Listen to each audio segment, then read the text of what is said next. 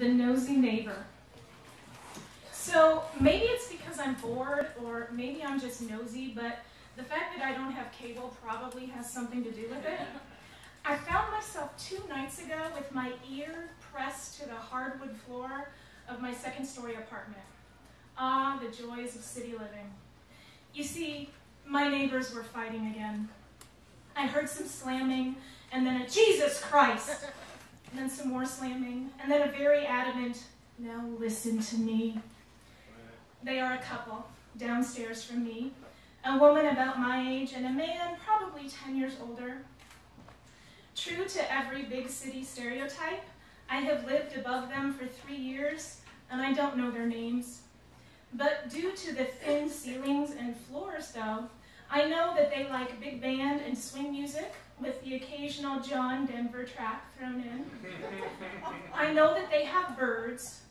Birds. Who has fucking birds? I know that when I fall over 3 times in a bananera handstand and go crashing to the floor, they bang on the ceiling. I know when they fuck and I know when they fight. And maybe it's because there's no fucking or fighting going on in my apartment, but damn it, I just had to listen. The fucking, unfortunately, isn't worth listening to, so the only thing worth pressing my ear to the floor for is the fighting. It's the fun kind of fighting where people hurl insults at each other, not the scary kind where people throw plates or vases or fists. So before I suction cup my ear to the floor, I turn down Law and Order Special Criminals, Jury Victims Intent Unit, whatever the hell it's called, so that I can hear better. And it's just a few moments before I hear a shrill, "Who is she?" And I realize with malicious glee, someone's cheating. Oh, this is good.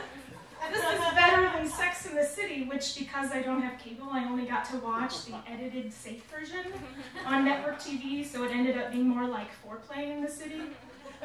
Anyway, it's right about then that I hear my next door neighbor, an old guy in his 60s, tromping his way up the stairs. He's so loud that I can't hear anything downstairs. And the man is nuts. He's installed an alarm on both his front and back doors, which goes off every time he enters or leaves his apartment. He tapes pictures of cats on his front door, and I've seen him several times from my front window walking down the middle of our one-way street, gesturing and arguing with absolutely no one. I would not be at all surprised to find out that he keeps bags of eyelashes or lint or strands of hair stashed in his apartment. By the time Mr. Crazy figures out his own alarm and I can once again focus on the ruckus downstairs, I realize that the ruckus has been replaced with the syrupy music of Karen Carpenter. Karen fucking Carpenter? I know. How did that happen? What happened to the slamming, the Jesus Christ, the cheating bastard? Come on, I say to my floorboards. Give me something here. But it's over.